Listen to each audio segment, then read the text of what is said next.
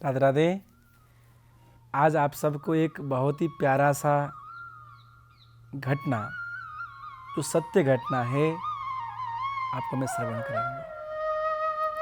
संदर्भ है भगवान कैसे प्रसन्न होते हैं, भगवान को प्रसन्न करने के लिए क्या करना चाहिए।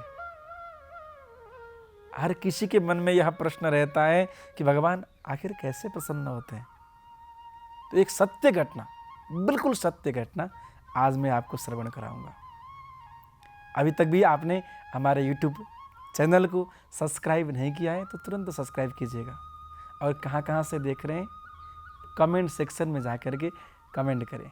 सबको राधे राधे। ये घटना है भारत बिहार डिस्ट्रिक्ट पटना क्षेत्र का। एक ब्राह्मण जी थे, बहुत ही भोले थे, सरल थे, संत स्वभाव के थे। एक बार मन में इच्छा हुई कि भगवान जगन्नाथ जी का दर्शन करें, तो घर से निकल पड़े। उसी गांव में एक सेठ जी रहते थे। सेठ जी ने आके करबद्ध प्रार्थना किया कि ब्राह्मण जी, हम तो जा नहीं सकते, घर पे बहुत व्यस्तताएं हैं, अस्वस्थ भी हूँ मैं जा नहीं सकता, इसलिए आप कृपा करके मैं आपको कुछ द्रव्य देता हूँ, ये ले जा करके भगवान श्री जगन्नाथ जी के पावन चरण कमल में समर्पित कर देना।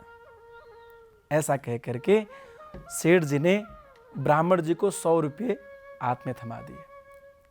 ब्राह्मण जी चले।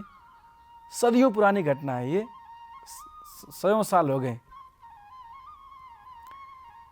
तब कोई गाड़ी वाड़ी नहीं मिलती थी, पैदल चलना पड़ता था। तो बिहार से जगन्नाथपुरी पहुंचने के लिए 20 दिन, महीनों लगते थे। ब्राह्मण जी चल रहे हैं, भूख लगती है तो भिक्षा याटन कर लेते हैं, जल पी लेते हैं। जेब में 100 रुपया माने अभी का समझ लो कम से कम लाख से ऊपर। तब का 100 रुपया माने अभी का लाख से ऊपर। पर भी यह द्रव्य जो है ना, ये ब्रह्मस्व है। भगवान के नाम का जो द्रव्य है उसे व्यक्तिगत काम में खर्च नहीं करना चाहिए, इससे दोष लगता है। घर पे बहुत ही अलक्ष्मी वास करती है, अपशगुन होता है। तो भगवान का जो द्रव्य है, ठाकुर जी के नाम पे प्राप्त किए गए द्रव्य को व्यक्तिगत स्वार्थ में, व्यक्तिगत प्रयोजन में खर्चा नहीं करना चाहिए। ये भी आप लोग समझ लें। तो ब्राह्मण जी चल रहे थे, अपने काम में तो 1 रुपया भी खर्च नहीं किया, भूखे चले, भले पानी पी के चले। पर रास्ते में कुछ दरिद्र नारायण, भिक्षा याटन करने वाले, भूखे भूखे पड़े हुए थे। पंडित जी, बड़ी भूख लगी है, कुछ तो दे दो, याचन कर रहे थे। पंडित जी से सहा न गया, तो उन्होंने जो 100 रुपया पड़ा हुआ था, उसमें से 1-2 रुपया उसको दे दिया। कुछ आगे बढ़े, कुछ संतों ने कहा कि ब्राह्मण जी, हम लोग तीर्थ याटन के लिए आए हैं, जेब में खर्चा नहीं है, और 2-3 दिन से अपने राम जी भोजन भी नहीं खाए। तो संतों को देख करके कुछ पैसे संतों को दे दिए। कुछ असहाय, वृद्ध, अपांग जो रास्ते पे पड़े हुए थे, जिन्होंने मांगा, सबको 50 पैसा, 1 रुपया करके बांटते हुए आगे बढ़े। जैसे जगन्नाथ में पहुँचे, वहाँ पहुँचते समय जेब को ऐसे देखा, जेब में देखा तो सिर्फ 2 रुपये पड़े हुए थे। 98 रुपये जो है खर्चा हो गए। तो भगवान को 2 रुपया समर्पण किया। प्रभु क्षमा कीजिएगा, मैंने अपने व्यक्तिगत काम पे 1 रुपया भी खर्चा नहीं किया है।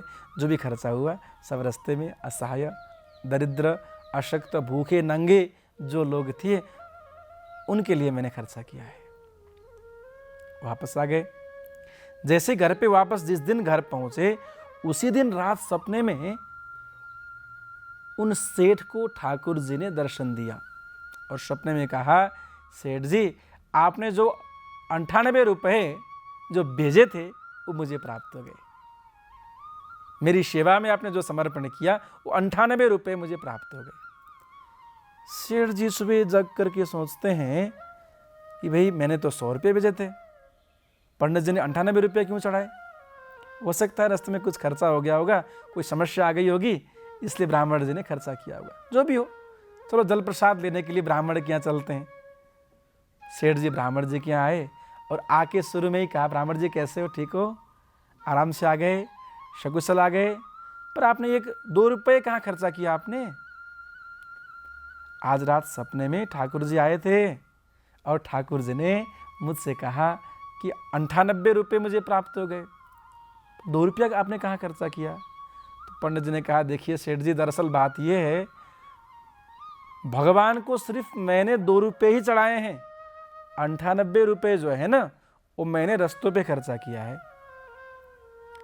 तत्काल सेठ जी समझ गए, अरे भगवान को तो वही पैसा प्राप्त हुआ जो दीन दुखी असक्त असहाय वृद्ध रोगी संतों में जो खर्चा किया गया, वो ठाकुर जी को प्राप्त हुआ। मंदिर पे चढ़ाया हुआ भले प्राप्त हो या न हो, पर दीन दुखी गरीब रोगी व्यक्तियों के ऊपर जो खर्चा करते हैं ना, वो ठाकुर जी को सीधे प्राप्त होता है। तो सज्जनों, हो सके तो जीवन में ऐसा काम करो कि किसी का भूख मिट जाए, है ना? कोई रोगी है तो उसके लिए औषधि खरीदने का काम कर दें। तो किसी दीन दुखियों के आंसू पूछने का यदि आप काम करते हैं तो आप भगवान के बहुत प्रिय हैं। तो भगवान किस कार्य से प्रसन्न होते हैं? दीन दुखी असक्त असहायों को सेवा करने से ठाकुर जी प्रसन्न होते हैं। ये सत्य घटना मैंने आपको बताया। एक भजन है ना, किसी के काम जो आए उसे इंसान कहते हैं, पराया दर्द अपनाए, पराया दर्द अपनाए, उसे इंसान कहते हैं। तो यह सत्य घटना मैंने आपको बताया। कथा कैसी लगी कृपया कमेंट सेक्शन में जाकर के कमेंट करें।